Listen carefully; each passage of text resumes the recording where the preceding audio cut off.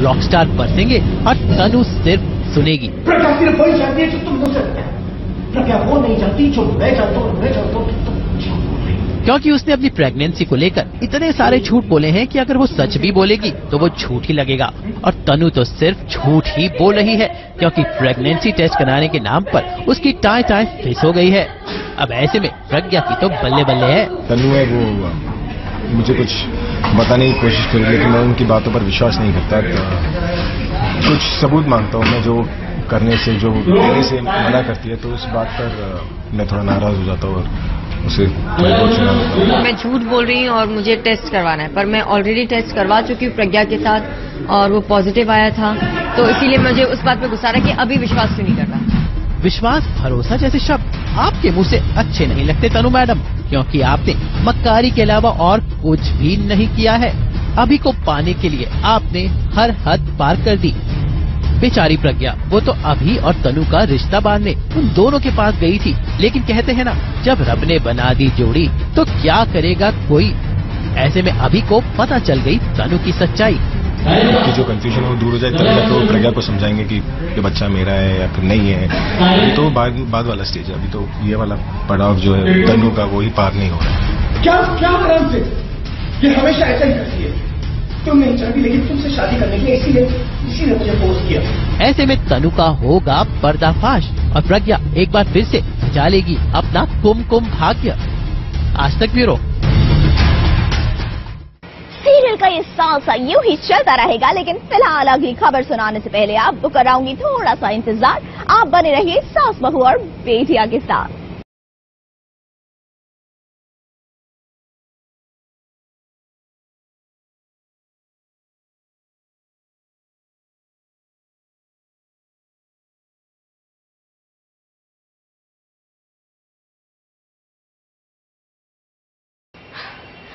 गर्मी के इस मौसम में अगर मैं आपसे पूछूं कि आप क्या करना चाहेंगे, तो यही कहेंगे ना, घर में बैठकर आराम करना चाहेंगे। पर आई डोंट नो ये इशिता मैडम का प्रॉब्लम क्या है। भाई प्रॉब्लम्स को इनवाइट करना कोई इनसे सीखे। तो चलिए आपको दिखाते हैं कि आज इन्होंने अपने लिए कौन सी नई प्रॉब्लम को इनवाइट किया है। इशिता मैडम, आपकी टांग टूटी है, आपके पति विदेश गए हैं, तो कायदे से तो आपको घर में बिना टेंशन लिए आराम करना चाहिए।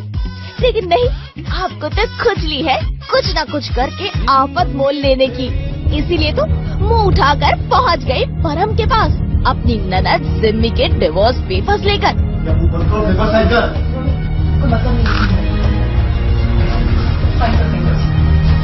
लेकिन परम ठहरा विलन नंबर 1। भला वो इतनी आसानी से सिमी को तलाक कैसे दे सकता है। इशिता से सीधे सीधे कर दी 60 लाख रुपए की मांग।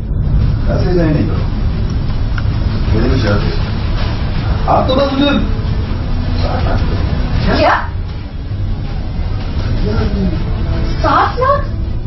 मैं यहाँ आई हूँ सिमी और परम की डिवोर्स के लिए बात करने के लिए, और परम के सामने डिवोर्स पेपर रख रही हूँ, लेकिन वो गंदी और घिनौनी बातें ही किया जा रहा है। सो अब वही है ना कि किसी खराब इंसान से बात करोगे, कीचड़ में पत्थर उछालोगे तो कीचड़ ही आपके ऊपर आएगा। तो अपने आप पे हम सब्र रखते हुए कैसे भी बातें करें, बट उसने फिर इतनी हेफ्टी अमाउंट, इतनी बड़ी रकम हमारे सामने बोल दी। आखिर सिमी और सुब्बू की शादी जो करनी है, सोचा था कि दबिश दे दे के हो जाएगा, लेकिन पहला एक स्टेप तो लेना ही था ना कि हम उसके सामने पहले वो डिवोर्स पेपर लेके जाएं। अब वो पहला स्टेप हो गया है, अब आगे की बातें देखेंगे, देखते हैं नेक्स्ट क्या स्टेप उठाएंगे।